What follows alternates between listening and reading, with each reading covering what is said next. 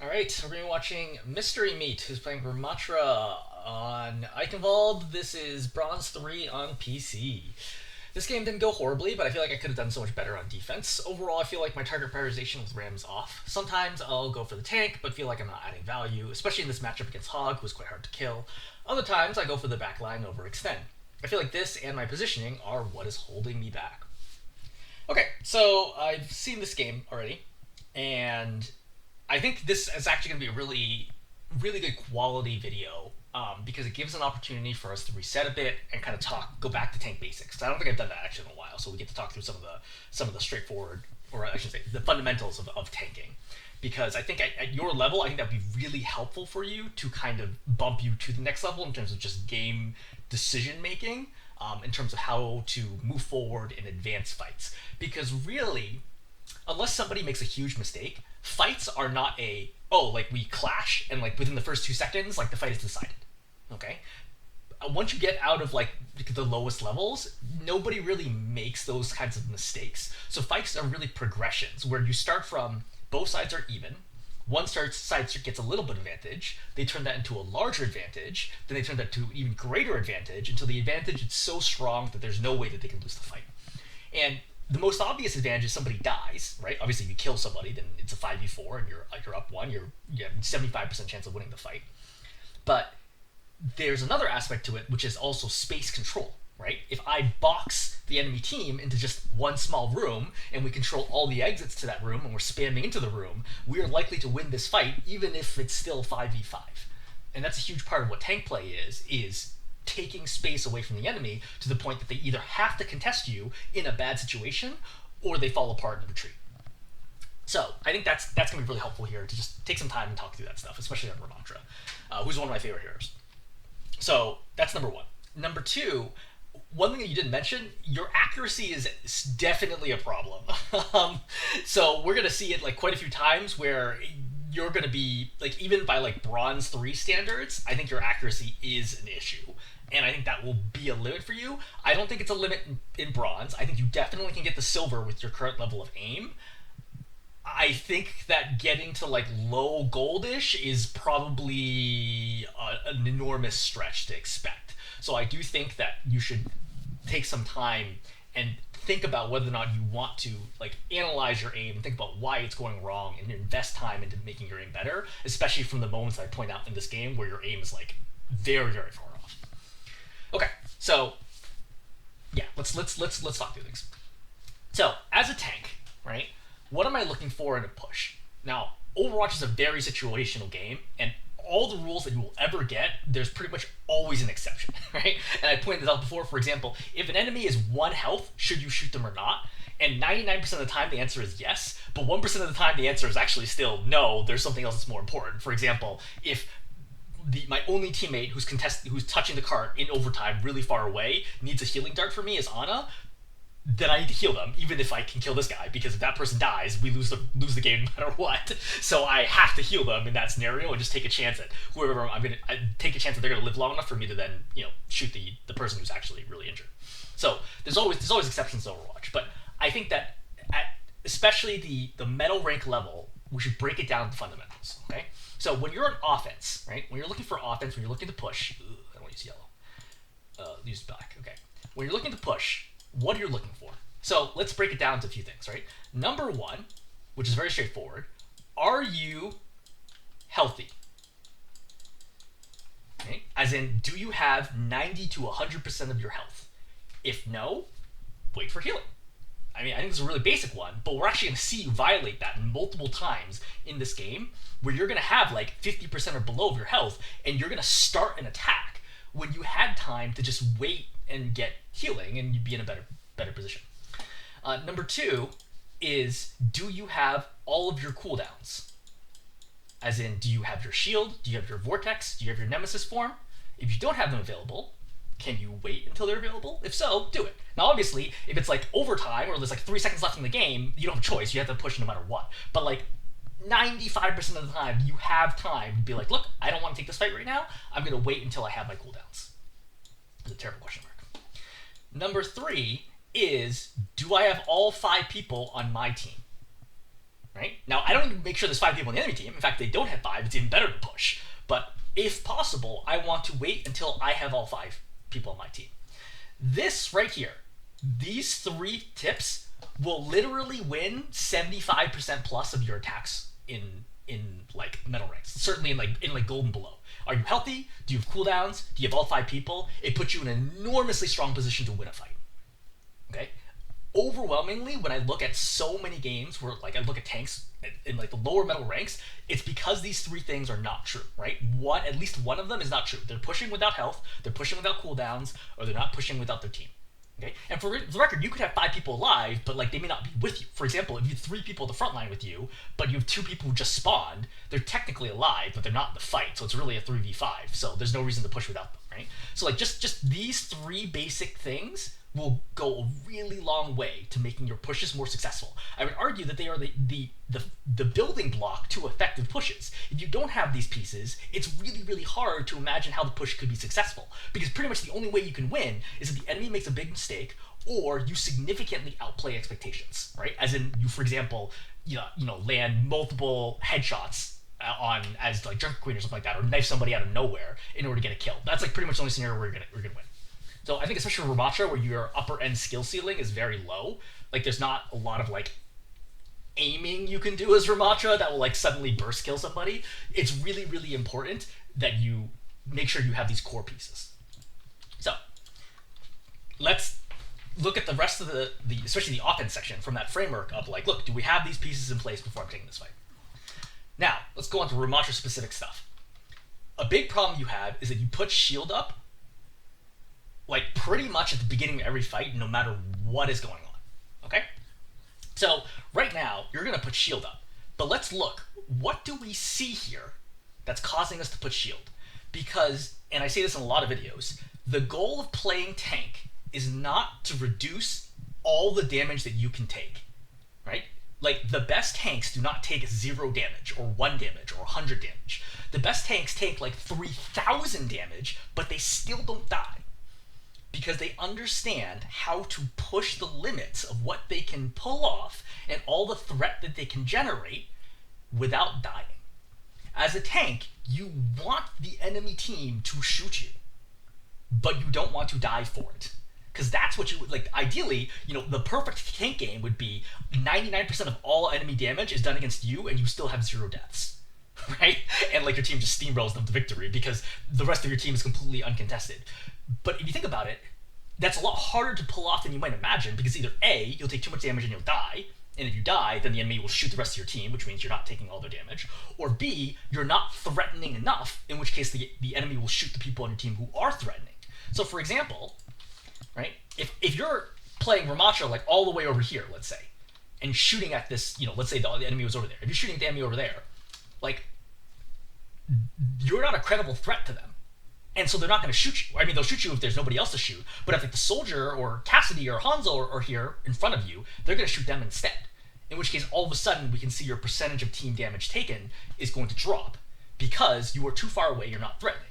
Conversely, if you are standing right here, I can virtually guarantee that all the enemy is going to be shooting you, but you're going to die, right? So you need to figure out, how do I be threatening and how do I take damage without dying? And there's no easy tip for this. Like, there's like, that basically is the essence of tanking, right? It'd be like saying in basketball, oh, how do I make good decisions with the basketball? I'm like, well, that is like what people play an entire lifetime to learn, and you could be coached on it for forever and spend all your time watching film, and you still won't always make the right decision. It's an unbelievably complex thing. But I want to start from the perspective of, your job is not to reduce all damage taken, okay? That's not what your cooldowns are for. Your cooldowns are being used to apply threat to the enemy and keep you alive. Right now, what do we see? We only see that there is a Moira here. Moira Leech does, I can't remember if it was buffed or not in the recent Season 9 changes, but previously it did only 50 damage per second. Okay? So 50 DPS against the hero that has 525 health in your squishy form, and not including armor, right? 525 health in your squishy form means it would take her over 10 seconds to kill you. Moira damage to you is meaningless, okay? It is in the same category of things like Torb Turret in terms of, or like May Frost in terms of the fact that the damage is completely irrelevant. Like, it does not change how you play at all. Because tanks don't care about 50 damage per second.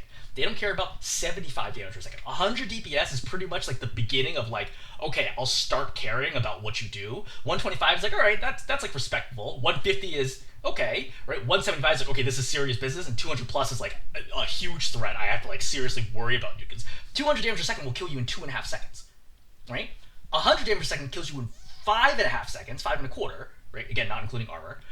That's nuts. Right? That's a huge difference. That allows me to live twice as long. It allows me to apply a ton more damage before I need to do anything else. And that's not even including any of the healing that I'm getting, or cover, or defensive abilities, or armor reduction, or anything else. Okay? But again, as a starting point, we need to look at this. 50 damage per second is a trivial, negligible threat to your life. There is no reason to use any defensive cooldowns when somebody is doing 50 DPS to you. But what do you end up doing is you put down shield. And that's not even including the fact that, like, the mortar is not even going to stay here. And I don't. One of the things that your post is missing is, I don't know how much experience you have playing Overwatch, but I obviously have a lot, so I understand that this is not a corner that enemy teams can hold. This is the first corner that enemy teams will hold, because a very common spot for the enemy team to stand is here or back here, which means they will give you this corner for free, meaning that even without any cooldowns, I can just walk up to here, like literally with just my left hand on the keyboard, no hand on my mouse. I could just walk out of spawn up to here in 99% of my games, and I would not die, or even take any meaningful amount of damage. Literally, I would push no other buttons, adjust my movement keys, and I can get to here safely, because that is the way this map is generally played.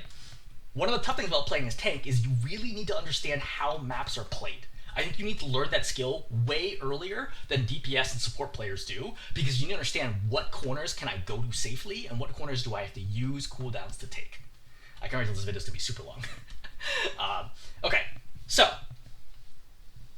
kind of lesson number one for Rammatra specific is don't put shield here, because shield has a long 13-second cooldown, and you see that it prevents nothing, right? All it prevented was like maybe 100 damage here, which is like questionable because the echo wouldn't have been able to hit you, right? Like maybe 50 damage, it doesn't matter. Like literally, this doesn't matter. I want to move up to here. So from here, you're playing man to shield. Now, one of the tips I give for Rammatra all the time for shield placement is your shield is wrong if one of two things happens. One, you or your team walks through the shield. Two, the enemy team walks through the shield. Those are like the general rules as to whether or not the shield is wrong. And why are those the rules? So if you or your team walk through the shield, it means the shield is too close to you, right? Because you want to put the shield not where you are, but where you want to go. So let's say, theoretically, the enemy team was heavily contesting the corner. They're not, but let's say they were. I wouldn't put the shield here, right? Which is where you put it. So you put it here, right? I would put the shield here, and I would use that opportunity to walk up and then take this corner. That's what I would do. And you can see how the shield would sort of protect me while I do that movement. You see that I don't actually need the shield because of the way the angles work. I can actually safely walk here with the cover anyway, but let's ignore that for a second. You put the shield where you want to go. All right? But here's the other problem. Let's actually fast forward a little bit to where we are over here. Okay? Because this is a normal setup. This is what like a regular game of Eichenwalde now looks like, where we are. So you have two choices, or actually let's think about first one, right? You would probably put the shield here, right? You tend to put very conservative defensive shields, but you can see the shield's not helping you advance, because ultimately your goal is to get all the way over to the point, right? This shield doesn't help you move forward. If you put the shield, let's say here, you could use that to then move up to this part, right? Now, you don't actually need it because, again, that's not how the way Eichenwalde works, but let's ignore that for a second. I actually don't think I have an Eichenwalde map guide. Yeah, I don't think I have a full map. I think I might have something on the first point only, but you can move up to here safely. But ignoring that, right? You want to put the shield where you want to go. But the other category of Rammatra players is you put the shield too far forwards. So, for example, if you put the shield, like let's say you're very ambitious, you're like, oh, we're gonna steamroll them. If you put the shield over here, what they're going to do is they're just going to walk forwards and take this corner, and the shield's not going to be that helpful. Like, it'll block off the Life Weaver, but for these two heroes, it's not going to actually stop very much. And so for Rammatra, it's always about feeling out where can I put this shield. Okay? As a general rule, I think most players put it too close versus too far. I would say putting it too far happens only like a quarter of the time compared to like the other 75% of the time people put it too close. You generally want to put the shields further up. Right? But for Eichenwalde first point specifically, I think you can safely take all the space to here without them stopping you. Because just think about it this way, alright? I walk out of spawn, and I'm like, oh wow, they're really spamming the corner. I just go to this room, and then I walk up to here, and I'm good, right? Yeah, like that's it. I didn't need to use any cooldowns. I just walked up to here, and I took all this space that required you to use your shield and take a bunch of damage, right? Because you're missing 125 health to do. That's an example of how better play could accomplish the same result and cost you nothing. Like literally 0 damage taken. You could have just walked up to here, and now you're ready to actually take the fight in earnest. Because from here, what I would do is I would then start applying pressure, right? I'd scope out, because at the very beginning of the game, which means I always play slow at the start until I know A, what are the enemy heroes, and B, what are their positions. And then I can make a decision. Because if you go too early, they might be a surprise. For example, if they have a Sombra, I'm going to slow down because I don't know where the Sombra is, and she could hack me or ambush my backline in an inopportune time. Right? Or if I see this Junkrat and I haven't seen him, I'm like, oh, is he hiding somewhere? Is he like, is he like stashed away in this room right now, like about to one-shot somebody, or in this room about to one-shot somebody, or a Reaper? Like, there's a lot of things that could go wrong. So I slow down at the beginning. But once I go up here, I'm like, okay, cool. What's going on? What's happening here? What are my threats? Okay. So let's just imagine that you're not injured and you have your shield cooldown and you're playing up here, which is where you really should be. And there's no way for me to explain how to play all the maps without literally doing videos on all the maps. It's going to be exhausting to try to, because I played Eichenwalde, I don't know, like 300 times or something. Like, the map's been around for a pretty long time at this point in time. I think 300 might even be a low ball estimate. Like, I played a lot of games on here. So you learn really, really well how to play the map, especially how other people play the map, like what was or was not effective, etc., right? For example, when Eichenwalde first came out, you actually saw people holding this corner, but they quickly realized that doesn't work, right? Because you had people holding here, sometimes you had people like trying to off-angle from here, and that very quickly did not work. And like, okay, we need to back up a corner. And they start playing this corner, and I think people have learned the meta for Eichenwalde is that you can't play this corner either. This is way too dangerous because you get flanked to the left. So the most common meta is that you play just the gate or arch, tunnel, whatever you want to call it, bridge. They play this area right here is the way that the first point is played on Eichenwalde. Okay, so let's kind of go forward a little bit. All right, so looking at this shield again, and I think I'm going to need to not microanalyze everything because it's going to be exhausting. But once again, what is this shield used for? Right? Do we need the shield right now? For starters, you just got hit by sticky bombs. You're missing 325 health. No one on your team expects you to push right now. I think that's like a very important lesson for you, is you can't do everything all the time. Sometimes you will take damage and it will stop you from doing what you want to do, and that's okay. That's when you wait and you get healing. If you don't get healing, try to understand, why am I not receiving healing? So for example, if my supports are being jumped by a Sombra or a Tracer or an Echo, maybe I need to slow down and try to help peel that first and then get healing. If I'm not getting healing because my supports are, let's say, Lucio and Zen, I need to play a lot slower and take a way less damage because that's not a very high healing lineup and I need to play accordingly, right?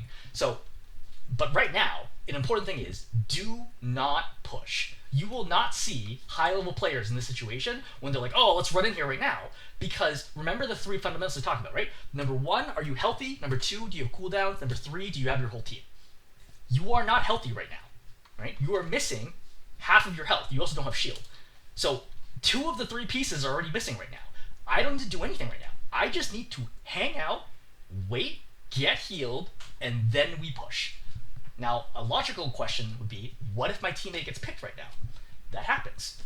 I mean, like, at all levels of play, people will get picked, right? And it's just the nature of playing squishy heroes is that sometimes squishy things happens, right? A helix happens to you, you get headshot unexpectedly, you get headshot by 2 different heroes at the same time, people get picked, it happens. But it's not your fault, at least right now. I mean, you could argue it's your fault not being ready to push right now, but at this moment in time, you can't do anything about that, right? Like, you, for example, popping Nemesis, you could stand out here and just hold block, but that's not going to ultimately advance this point.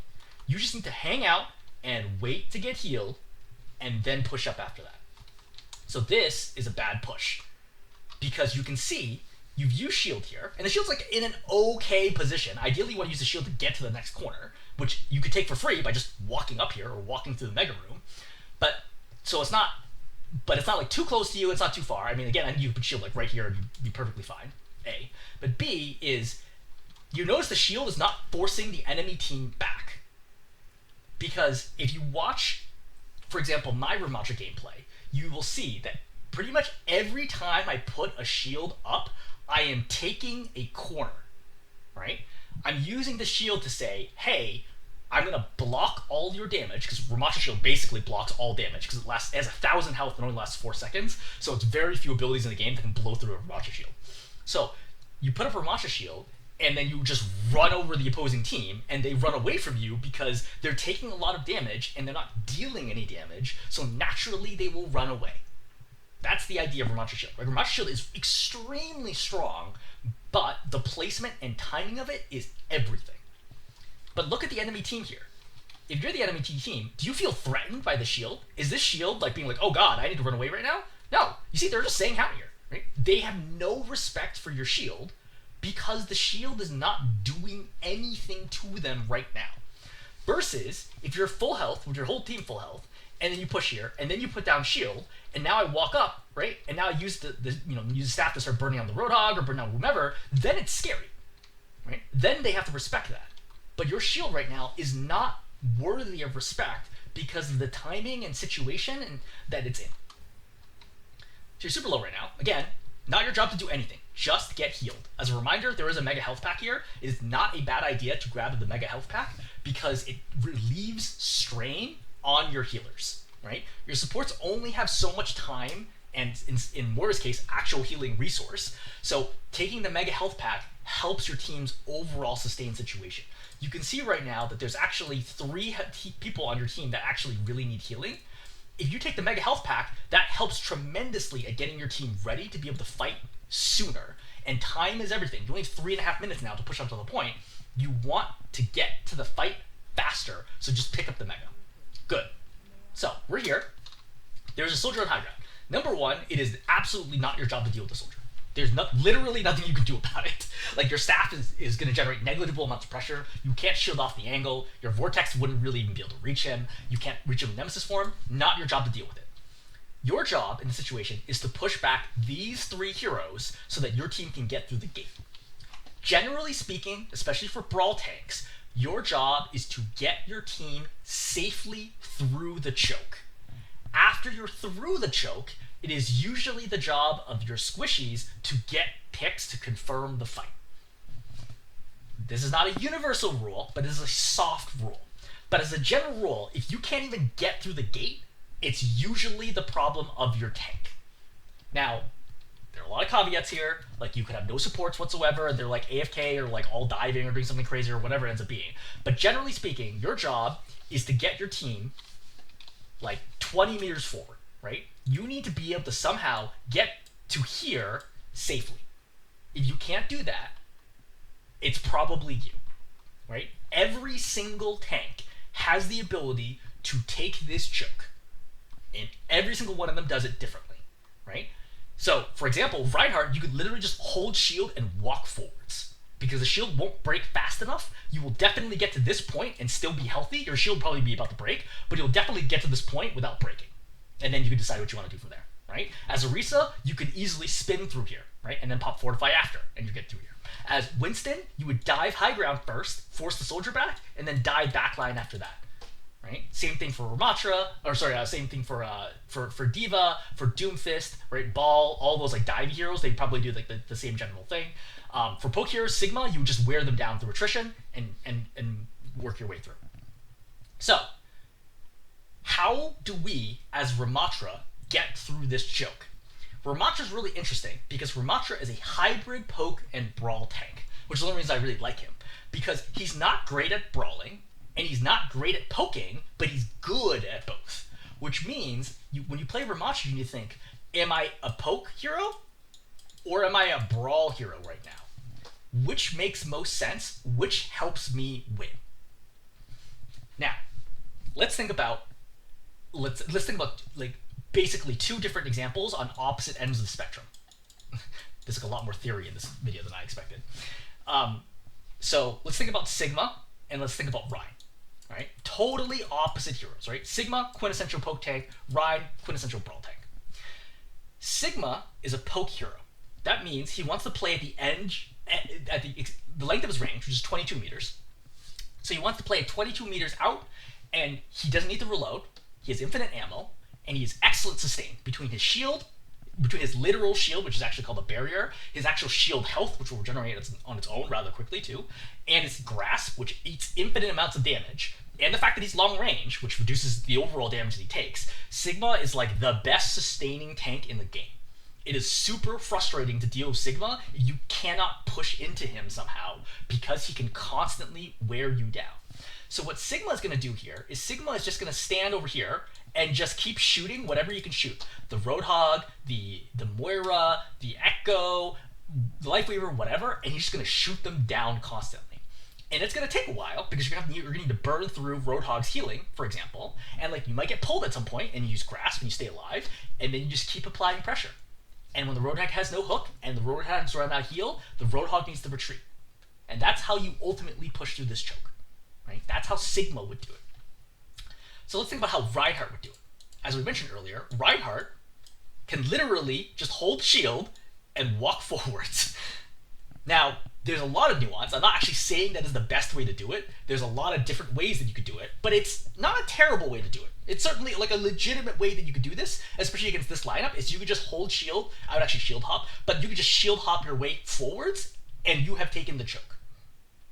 Now, from there, you'll probably be at 80%-ish health, and you'll have a shield that's probably less than 500 health left, but it's still like 900 health to work with, which is a lot.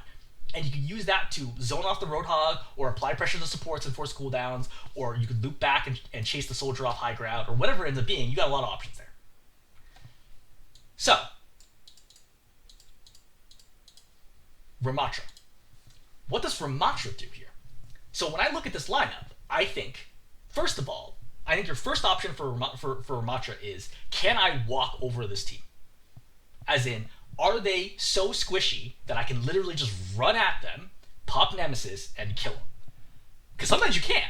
Like, those are great. Like, those are great Rammatra games where, like, it's like a game is like easy mode. You're like, oh, cool. You're running, let's say, like, a Zenyatta, Illari, Sigma, Hanzo, Widow, or something like that, right?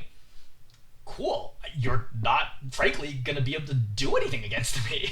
Like, you shoot them, you do the core gameplay loop of Rammatra, right, which hopefully you know, right, which is you spam with staff, right, you use shield when you need to, right, then you pop Nemesis, right, and then you cycle back, right, because by the time your Nemesis form ends, then you have your shield back up, right? That's the way that the hero is designed, that's the way the cooldowns are balanced. You can basically do that infinitely. So, you just run forward to your staff, you put the shield once they start applying damage to you, like serious damage, then you pop Nemesis when the shield expires, and then you just win. And it works, and it's great. Can I do this against this lineup? The short answer is no. The reason being is Roadhog is an extremely dangerous close-range hero. He is the highest DPS tank in the game. I think Manga is like pretty close. But I think Roadhog is still higher. It's what, not sustained, but at least for the first few shots before he has to reload. So Roadhog is a very, very dangerous hero. So in brawling distance. So you need to be very, very cognizant of the fact that the Roadhog can just straight up kill you if you are not careful. But what Roadhog sucks at is damage at distance, because he has his like shotgun fires like a relatively wide spray of pellets. It's a little better now, but it does very little damage when you're far away. So if I'm here, right, here's Rammatra, right, and then here's Roadhog. If I'm here, how much damage do I do versus how much damage does Roadhog do? Well, Rammatra's staff does 120 DPS. If you hit headshots, you can go up to 240, but like you're gonna miss some headshots and you're not gonna hit all of your shots. So let's just average it out and say effectively 100% accuracy or something close to it, which is not reasonable against Roadhog. Now Roadhog is only gonna do like 40 to 50 DPS, something like that. Not great. And so you can see that every second that we just shoot each other at this range, I am gaining an advantage. Because every point of damage that I deal has to eventually be healed somehow. Either through his self-heal, from his supports, or from picking up health kits. Right? At some point, he's got to heal all this damage, which means if every second I'm developing an 80 DPS lead on him, that's really significant. It's actually even more than that because he's a relatively long reload, and like that you can shoot for longer, and like that's going to accrue, blah blah blah. But like generally speaking, that's the case. So the Roadhog, it puts pressure on the Roadhog to do something. Now the Roadhog has two options. Number one, the Roadhog could just hide from your staff. Great, that gives us the opportunity to walk forwards. Okay, but Roadhog's probably not going to do that. What the Roadhog's probably going to do is he's going to look for a hook. So he's going to try to grab you and pull you to him. Because when he pulls you at close range, all of a sudden you're looking at like 180 DPS at close range. And so he's going to obliterate you at close range. And his whole team is going to focus you, and then you're going to die. So what you need to make sure is that I do not get hooked. But as long as I don't get hooked, the Roadhog is, and I don't walk into close range, the Roadhog is not a credible threat to my life. So all I need to do is keep poking the Roadhog out over and over and over again. And this is something that I think a ton of people say, and it's generally true, but I think it's very confusing for tank players, which is people say, don't shoot the tank, right? They say, shoot the backline, which is correct, all else being equal. Right? If I could choose to do 100 damage per second to the tank or 100 damage per second to a support, I would choose the support any day of the week. The problem here is that is never your option, especially as a tank, right? As a tank, almost all tanks have short range abilities, which means you do way more damage to targets that are close to you than targets that are far away from you. So I really have a choice between doing 120 damage per second to the Roadhog, the tank, or doing like 15 damage per second to a support because they're so far away that I can't really hit them. In which case, you're better off shooting the tank. This is where things get tricky, and there's a lot of feel to it, but as a tank, I think it's okay to say it actually is fine to shoot the tank. And I say that as a general rule for brawl tanks, do not skip the opposing brawl tank. Now, what do I mean by this? So actually, let's fast forward a little bit. So eventually, you're going to get into a lineup that looks kind of like this. Let's let the Roadhog step out a little bit. Great, this is perfect. So, let's look at Roadhog's position, okay? So over here, we have the tank, right? And then we got some other heroes all the way out here. And you might think, I want to go attack the squishies, right? That's my job here as the Rammatra. I want to go and kill the squishies. So when I say skipping the tank means instead of killing or displacing the Roadhog, I simply run straight at a squishy over here and try to kill them instead. The problem here is the Roadhog is going to pull you back to him with a hook, and then you're going to be stuck in the middle, getting shot at from 4 different directions, which you cannot block, and then you will die. That's the issue. Generally speaking, with brawl tanks, you cannot skip the opposing brawl tank. You have to displace them first, which means I need to do a ton of damage, for example, to the Roadhog to force him to retreat into the mini health room. Then I can go and push them with squishies, right?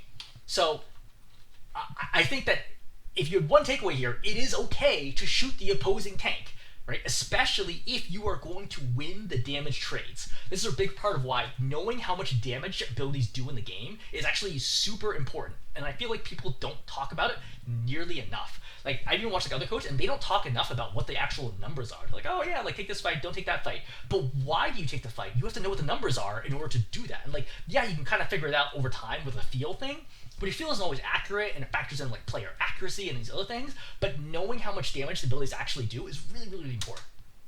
So right now, what's my goal? Well, again, I have no health right now. I just want to chill, right? Go back here, grab the Mega if you need to, right? Mega's about to grab the Mega, and then re-push when you have health. You're also notice you're missing your Hanzo right now. So we're in a 4 and 5 situation. You're missing your health, and you're missing your shield, and you're about to throw Vortex away from nothing. So we can see like the 3 fundamentals of pushing, right? Have health, or be healthy, have cooldowns, have teammates. None of these are true right now. I don't want to be doing anything. Just go back, get healing. Like your Hanzo died, that's fine. Your Hanzo, like the spawn is so close. He'll be back in 15 seconds. Let him come out, great, we repush. You just need to chill, right? See, your life even pulls you because you're like, he knows you are making a mistake. Like you don't need to be pushing right now. And we can see, like right away, you're trying to push again. Just chill, just relax, just slow down.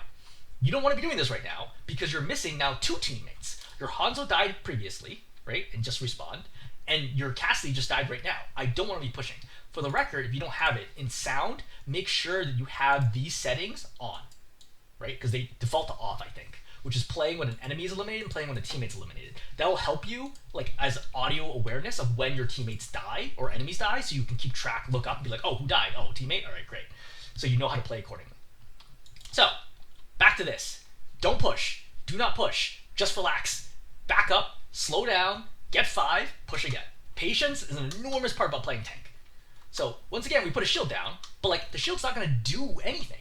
Again, like, they're going to back up to the same choke that they're holding the whole time. We are not a credible threat to push through. And now, you don't have shield for another 9 seconds. So now we're chilling. See, now your team is here, and now you should be able to push right now. If you're healthy, now I put down a shield right here, like even right behind the Roadhog, and just walk forwards. Because I'm good. Like at this point, this is now a winning scenario if I had shield. Right? I can use that to push through the choke, and I almost assuredly be able to take it. Actually, your Cassie's not here anymore. But if your Cassie was there, you could push through. Reminder, not your job. Don't even worry about it. Like if you have no tools to deal with a soldier, don't get distracted. So, back to what is the timing to push? Reminder, your Cassidy just died, so he just respawned, so not here. So it's a 4v5. You are definitely not healthy, you're missing 200 health, and you have no shield. And yet, right here, you decide to pop Nemesis, and now you decide to push. But it's not the right time. Like, you need to slow down. You need to have the patience here to be like, look, sometimes doing nothing is the best play. And you see, you just get obliterated here. You're going to feed a ton of ult charge away. I would still grab the Mega here, right, just to reduce pressure on your supports. And, you know, now it's really unfortunate because now we have to wait again.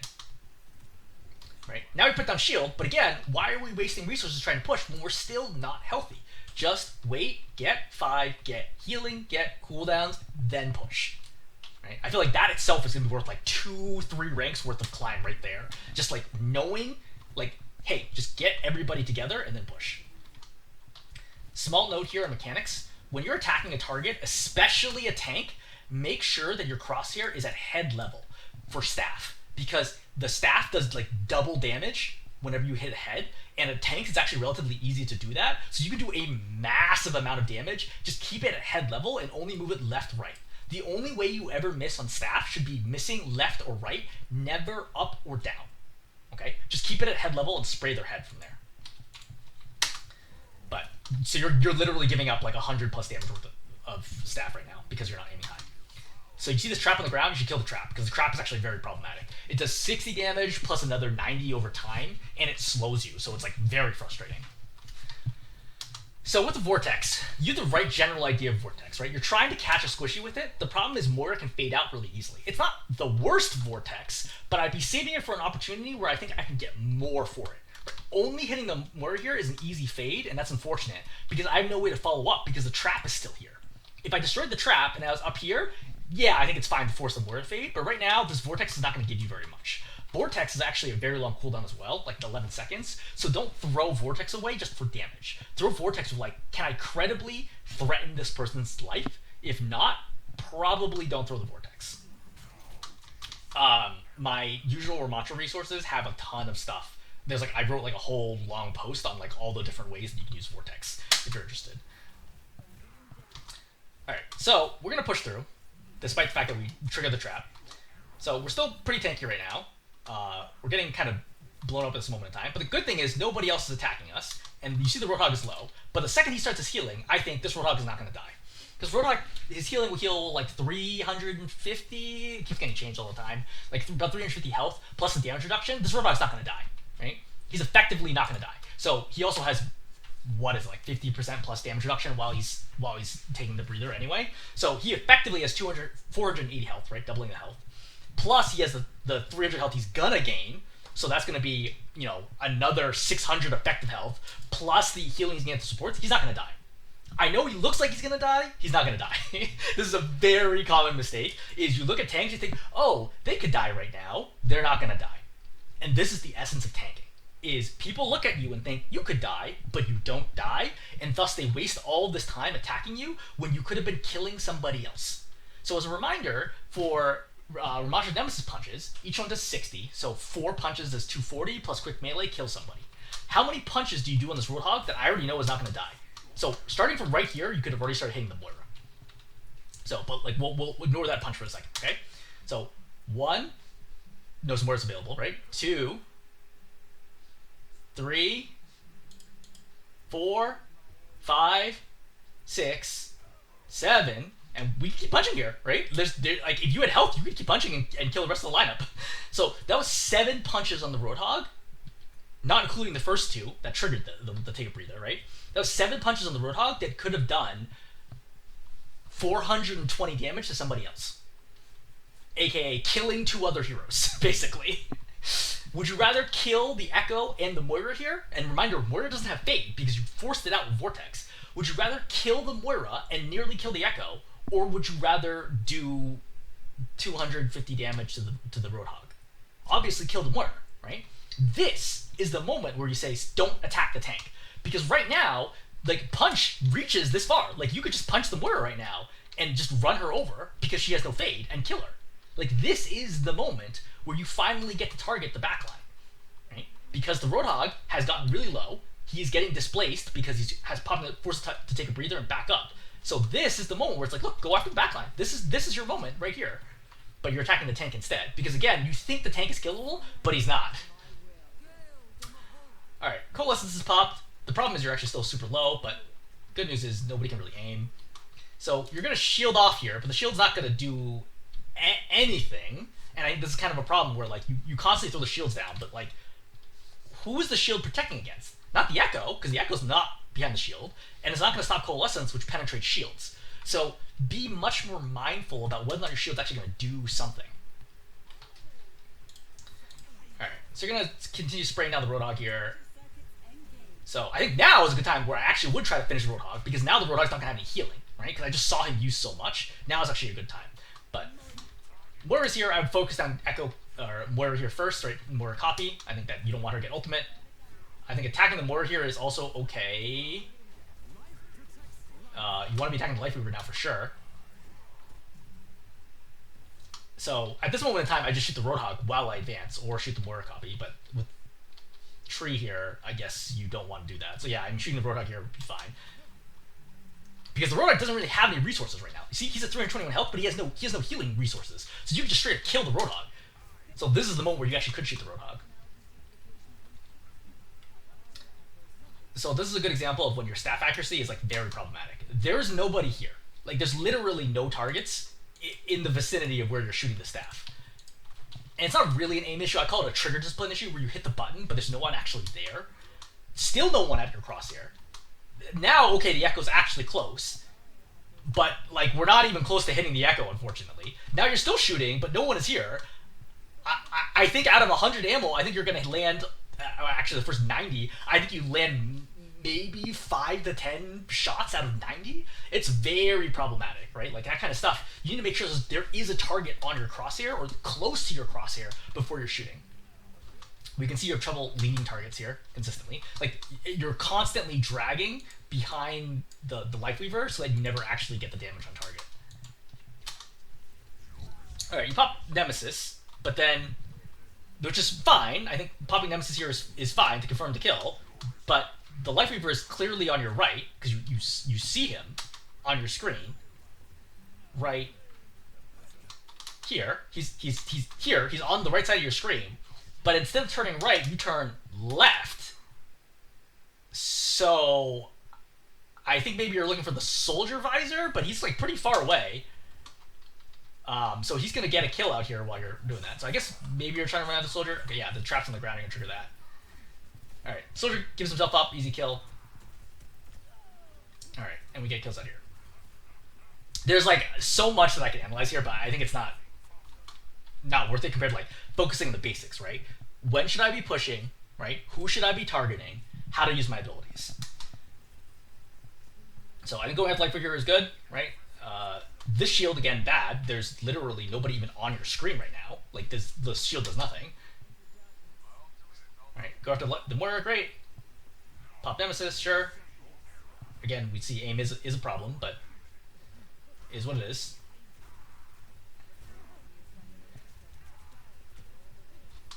I'll give you a quick tip for aiming. So, actually, let me put a dot in the center of my screen. So, that's my crosshair, okay?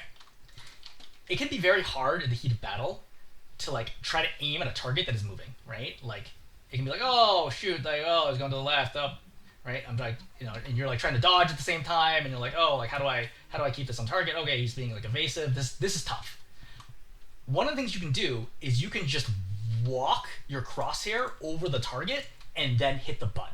This only works for single shot attacks, like Rammatra punch, Cassidy shot, for example. Like tracking weapons is obviously not going to work because it's going to take you forever to walk them over the target. Generally speaking, it's a little more complicated than that.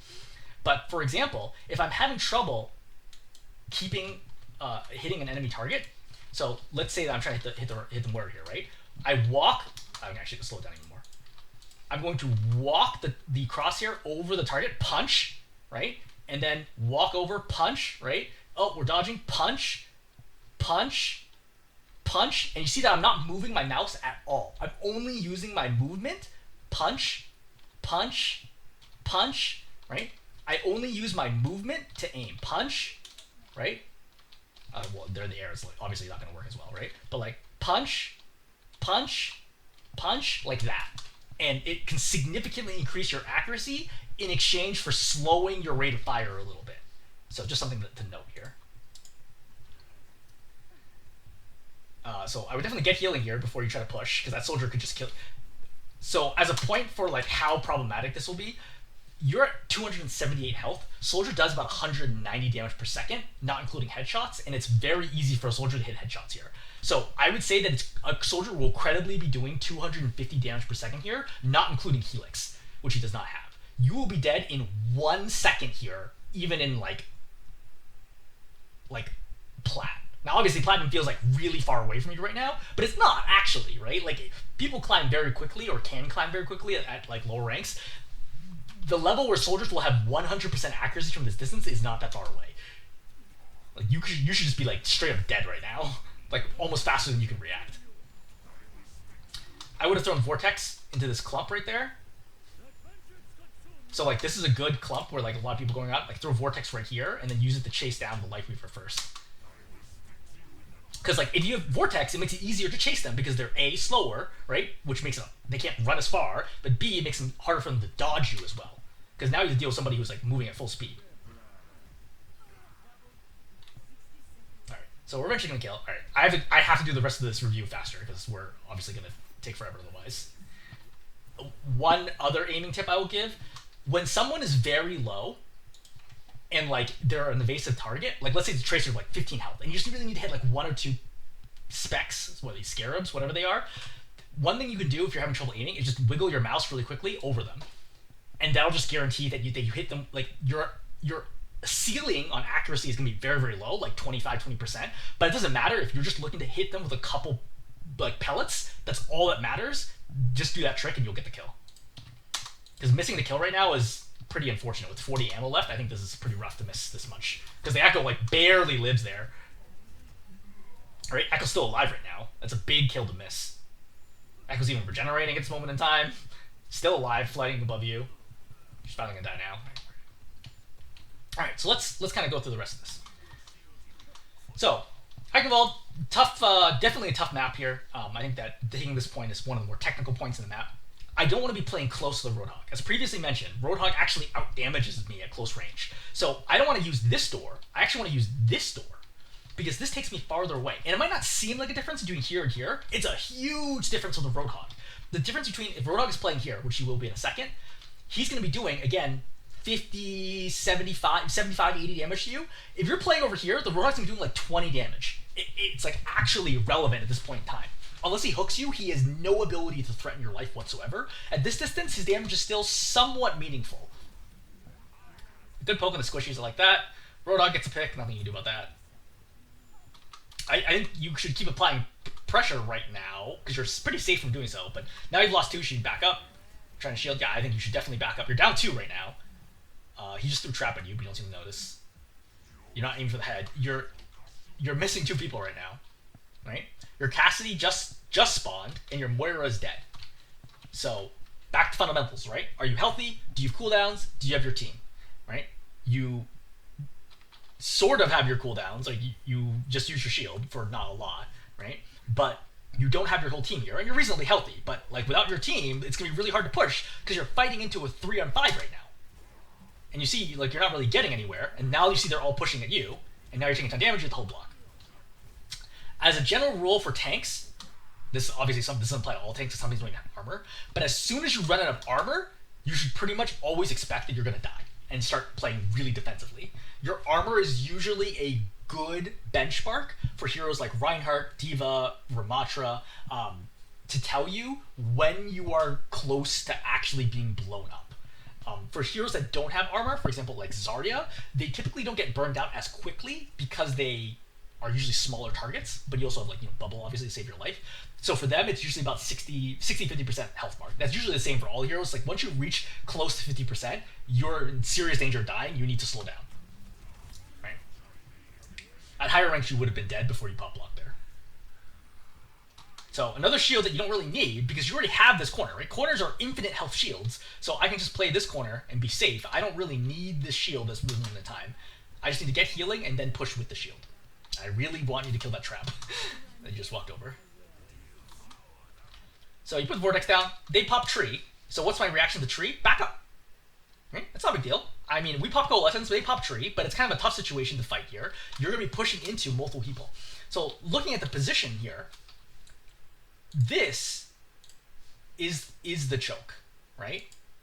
This over here is the choke over here. I don't know why I drew that way. So the problem is that you are walking out into the open against multiple targets on all sides of you, which makes it really, really hard for you to do anything. Especially with the tree here, which is going to block LOS further and your Moira can't help you. The correct response here is to just slow down. It's like, yeah, ultimates are popped, that's okay, right? I don't have anybody I can kill here. The Moira's going to fly away from me, the Life Reaver's too far. Just back up, right? Help deal with the Roadhog, and then push back out again. Patience and timing is everything. Start tracing the Moira right now. Moira pop Coalescence. But you see, like, we're not really accomplishing anything right now. And again, going back to your aim. So that you hit that one. You hit the Roadhog, that's mostly lock. There's no enemies here. Like, you're just staring at the cart. You punch the cart. You punch the wall. You punch the floor. You punch this tree. You punch the cart again. You punch the floor. You punch the cart. This is kind of a problem, right? That's like 6 punches right there. That's 360 damage of value that you just gave up because you're punching inanimate objects.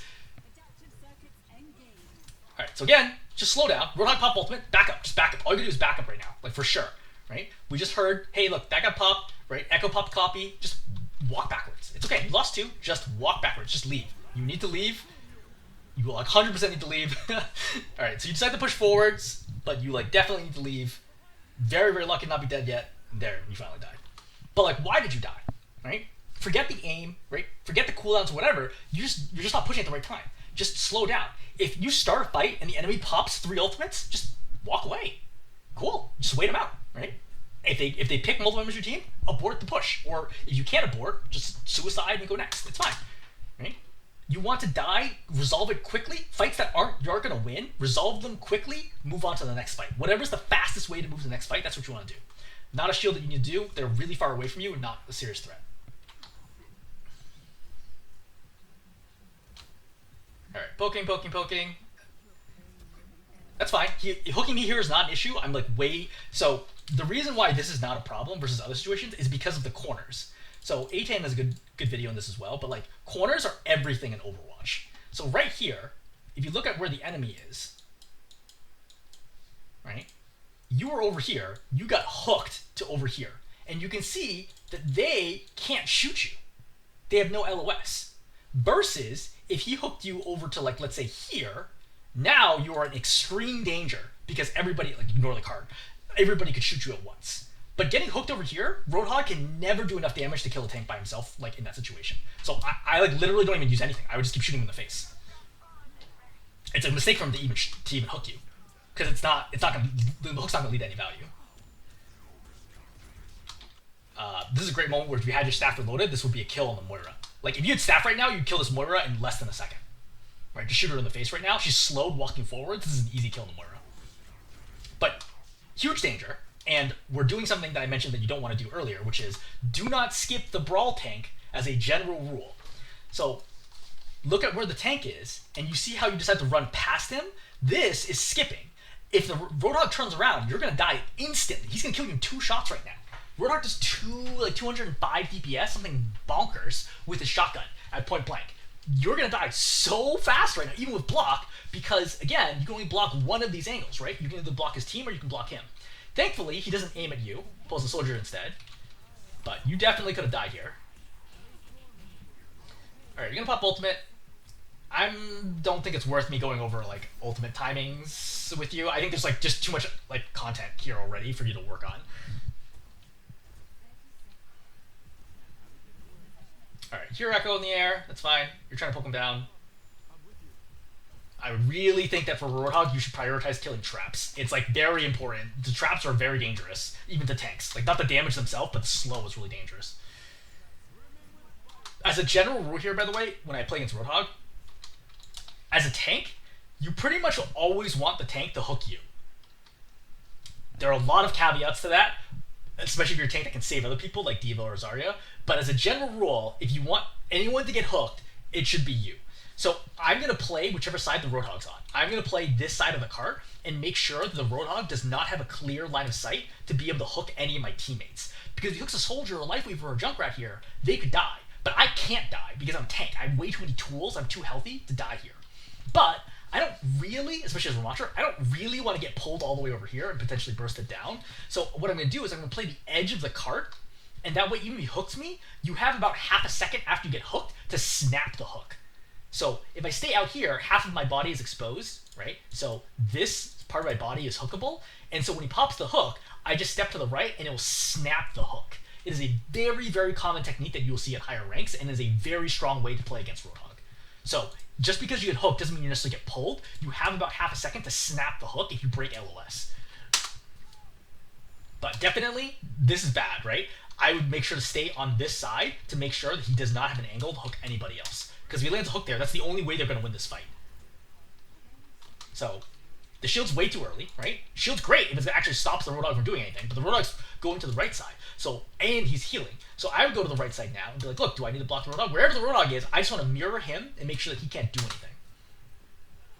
So now the Roadhog's like, oh, there's shield here, he's going to go to the right. So I'm going to go to the right to try to stop the hook.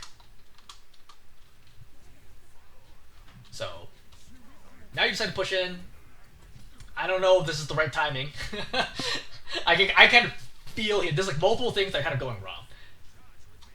I would also note here is, like, your team has all 5 people here, and they have 3 over there, which means that they have people respawning right now, but you have 5-on-3 advantage. Your best play here is actually to push up as fast as you can and then kill the backline before the respawners get here.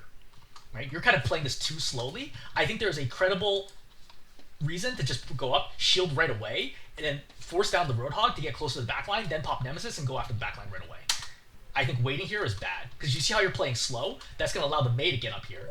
When the Mei gets up here, the Mei is then going to end up getting a kill on the... Sorry. 1 second. Yeah, okay, good. So, the Mei is going to get a kill here on the Moira, which is bad for you, right? Now you're down to a 4-on-4 situation. I think the last one is coming in. Where is your... No, actually, sorry. It's a 4-on-5 situation now, right? So now everybody's here, and now you're down 1. Really hard for you to get any value here. And that's going to be it. Okay, so let's switch over to offense. offense. Sorry, defense. Alright, poke it down. This is a great poke, right? Yeah, excellent. Yeah. People need to respect your staff. Staff does a lot of damage. See that snap right there? That's exactly what I'm talking about. Which is, if you break LOS, you can stop the snap. You can stop the hook, rather. But you want to be careful now, because you don't want to get hooked out of position. You're up 5, but getting hooked out of position could still be problematic for you. Please kill traps on the ground. After you trigger them, you can't kill them, but before then. He's discorded, which is a great opportunity to kill him. You should definitely kill him. Or not kill him, but shoot him. But you're kind of overstaying your welcome right now, because the respawners will be back soon. So I would just retreat back to the choke. I feel like you're trying to be too fancy. You're like, oh, I'm going to play up here, attract too much attention, and like shield off my teammates. It's not a problem. The best way to prevent the Roadhog from hooking anybody is to be in front of the Roadhog and make sure the Roadhog has to shoot you, right? And use the shield to protect you. Doing gimmicky stuff like this is typically not very consistent.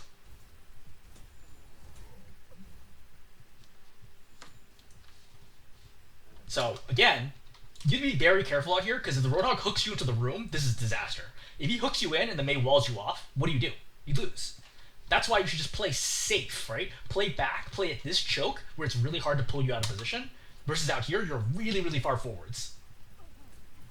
I think you think that this is going to go a lot better than it actually will. You're getting shot at from all possible sides. The Roadhog should still have hook here. I don't know how he misses this. What the heck did he hook?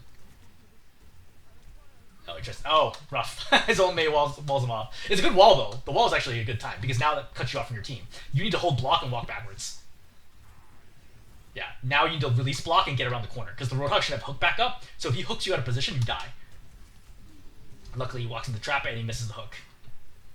And this is the tough thing at like, lower ranks, is it feels like you're doing things right. Right? I think that the feedback mechanism here looks like, hey, I walked in, I applied a bunch of pressure, people died, I did good. No, actually, I think you did almost everything wrong here, but you're just not being punished for it, because the enemy is also making a ton of mistakes here. But the thing is, their mistakes are a lot less likely than your mistakes are in the grand scheme of things, so this is actually very dangerous for you.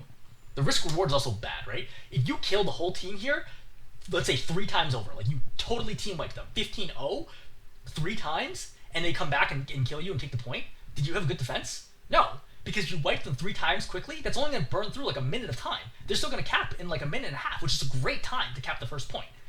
Which is why your priority here is milking time. Kills on defense, kills matter way less than milking time. You want the fight to take as long as possible, to burn as much time off the clock as possible.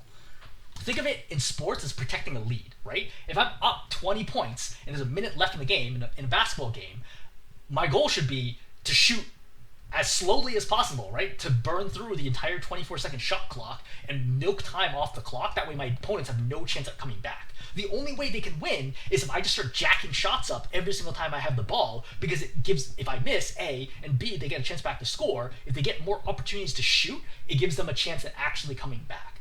Think of yourself as having the lead here. You want to take as few fights as possible that you can, as long as they are not progressing the objective. If they want to spend all day sitting here trying to get fishing for hooks, great. Works for me. Right? Every second they are not pushing forward is a second that I am winning. Shield's way too far forwards. You are standing too far forwards. You're going to get flanked by the Roadhog on the right, and you're going to get hooked. Another trap. Oh, pulls in the Junkrat, and Junkrat dies. So that's exactly the scenario that we don't want to have happen, right? And this inevitably happens in most scenarios. Because you're pushing really far forwards, it baits your team into also walking forwards. If you're playing here, I guarantee you, your Junkrat would not be this far forwards. But because you're playing this far forwards, the Junkrat comes forwards, which then pulls him out of position, and then he's going to get hooked. Is it your Junk's fault? It is, but it's also definitely your fault, because your team is playing off your lead. They assume if you move up, it is safe for them to move up with you, but it's definitely not, because you're not playing in a good spot, right? And to demonstrate this concept, imagine you were playing here. Obviously, this is wrong, right? Like, it is objectively wrong for you as a tank to be standing here, but why is it wrong? Well, it's wrong because A, they can shoot you from being invincible, but even ignore the invincibility aspect of it, they can just flood out any of the other doors and then get access to your backline really quickly and kill them. And then you're stuck out in an island, you have no way to retreat. And we can see that from you over pursuing in the backline, now their hog just goes after And now it's killed 2 people in your backline, which means you're coming back to a 3v5 situation, and there's no way you can win this. Like, I couldn't win this. As like a GM tank, I could not jump into your shoes right now and win this fight. It's like impossible now. Right? Like, you're just 2 little health, you have no supports, you have no team, right? And now the fight's over. But that all happens because you're forcing a fight when you didn't need to. You should just back up, play the safe choke, and force them to have to make a move. The hardest thing on offense is figuring out how to crack a tough defensive position. But when you play forwards, you have a weak defensive position. You have a lot of holes, a lot of opportunities for them to exploit. But if you play back, it makes it really hard for them to find openings to do anything. So somehow we're playing all the way out here. Let's just suffice to say that this is not a normal spot to be playing in Eichenwalde. But we're kind of brawling out here. It's fine. It is what it is. Doing a credible job somehow of holding this off. Yeah, I mean, I guess if it works, fine. There are many ways for the defense to easily, or for the offense to easily break this, but it's fine. Quick note here: your punches actually do less damage to tanks than staff does. So punches only do 100 damage per second. Staff does 120 with an upper ceiling of 240, which is 2.5 times the damage that punches do. So in general, you don't miss tanks, especially large tanks with staff. So if you want to kill a tank quickly, use staff, not punches. All right, we're just gonna skip through this. Eventually, they're gonna figure this out. Against Rammatra, try to save shield for when Cardiac Overdrive is popped. But here, Cardiac Overdrive is popped, but he's still way too far away from your team. He's a lot of damage to the Zen, but like I would have waited until after this charge. And now I pop shield. Right now, the shield right here is brutal for him, because he's super slow right now while he's shooting, and it's really difficult for him to get anything done. But you're going to lose this fight no matter what. So, good news is you burned a lot of time off the clock. That was like 2 minutes of time, 2.5 minutes. Right now, things are kind of tough here, and this is where Eichenwalde second play is actually pretty complicated for brawl tanks to play. Where should you be right now is a legitimate question. First of all, make sure you have all 5 players, right? So you got your soldier here, you got Junkrat, Zen, where's over there. Okay, great. So I think the best option here is just to play in front of your team, right? Just play somewhere over here or over here, right? And then just try to shield off and constantly keep poking them down, try to slow the cart down. Playing over here is not going to do a whole lot. Like, it's really hard for Rammatra to get solo kills, so you just really want to slow down the push. I think the shield is not ideal because the life can heal over it, but it is what it is. As soon as tire gets popped, I back up, right? I back up, look for the tire, and get ready to block it. But pushing right now is tricky. I guess you're more is... Oh, sorry, it's your team's tire. Never mind. You're doing the correct thing. Pushing is the correct decision with your team's tire. All right, 136. Things are looking pretty good. You lose the Junkrat, which tells me I should back up here, because it's going to be 4 and 5. I don't want to die. All right. So Manga runs over here. So right now is the time where I think, like, hey, right now I pop shield. Because now the Cardiac and he pop charge, he's committed. So now I pop shield and I completely negate all the value that he's going to get. It's very frustrating to deal with it for Rammatra who knows when to shield correctly. But because you have no shield, your warrior's going to die, and then I assume you're going to die here pretty soon after that, right? Now your shield's way too late because you wasted it earlier. Now you're trapped in here and you're going to die. Sure. Yeah. Yep. Alright, so now we're out here. Your soldier kills 1, your Zen just dies there, unfortunate. Accuracy here is really important, right? You only have 100 ammo. With good accuracy, the Maga 100% dies right now. But like, look, you've already missed 37% of your ammo without getting a hit. So now the Maga's here. You pop shield. Okay, that's fine. I think aim for life over now. Yep, that's good. So our goal here, stall for time. We have closer spawn, right? We have closer spawn. We have the Junkrat coming, right? They have Widow and Maga out here, and so they have no sustain. They have no healing. Just slow down. Wherever the Maga wants to go, use shield, use block, whatever you gotta do, slow the fight down. If the fight ends in the next 10 seconds, it's because you lost. If the fight ends 30 seconds from now, it's probably because you won. So just slow down, aim at head level, but slow down, right? Cut damage. So basically, like, I don't really need to contest the Maga, especially because he's nanoed, until he pushes up into me. So you could even Vortex here to prevent him from moving forwards, but you don't want to do this. This is exactly the opposite of what I said, which is you're trying to speed up the fight now. Right? Now the Maga is actually going to be able to do damage to you because you ran into his face. But see, this is bad because now you just lost 300 health for not a whole lot. But hopefully the Maga dies here anyway.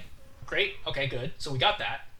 Again, if I would stretch this fight out, because I would have killed the Maga not now, I would have killed him 10 seconds from now. And if you kill him 10 seconds from now, there's no way he gets back to the point in time. Because he wouldn't have responded. Right? See, he's going to respond right now.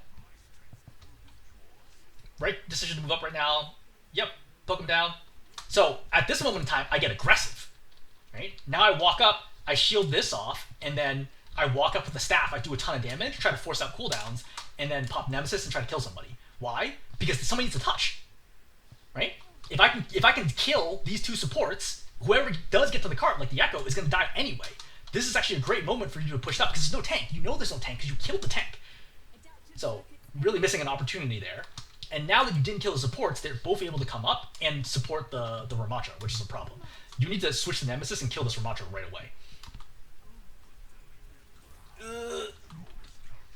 Yeah, so you're going to pop Nemesis. Really important to kill the Ana there. So you saw the Ana right now walking forwards. Right now, I would pop Nemesis and walk forwards and punch. Because remember that punches penetrate shields and they penetrate enemies. So your punch goes through both of them here and you can hit both of them. And doing punches to two targets is really, really hard for them to deal with. That's 200 damage per second. You're almost assuredly going to get a kill very quickly. So pop Nemesis right now and kill the Ana. See, the Nemesis here is like a little slow. Now you're chasing over here, but like I know the Ana's low here, so just kill the Ana first. The Ana's the easiest target because Ana has no mobility, right? Like Lifeweaver has the ability to dash away, he has pedal platform, but like you could have killed the Ana by now. Now you pop ultimate. Yeah, I think you just lost too many teammates at this point in time. I think the general theme here is you're having a lot of trouble having impact even when you make the right decisions, right? Even when you decide to go for the right targets, I think your accuracy is a problem. I think your reaction speed is a problem as well, but like mostly it's like really the accuracy that you're just not hitting punches and staffs when they're like relatively easy kill opportunities in front of you. Okay, this is a long one. Summarizing. I think one, overall tips before starting an attack, right? Be healthy, have your cooldowns, make sure you have your whole team. I think that's really important.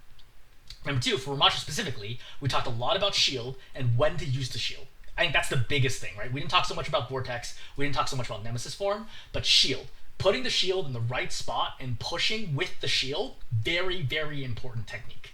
I think putting those two large pieces of information together is already enough to get you 5+ ranks of value, like right there. And if you can fix your accuracy, that's like 10 ranks of value.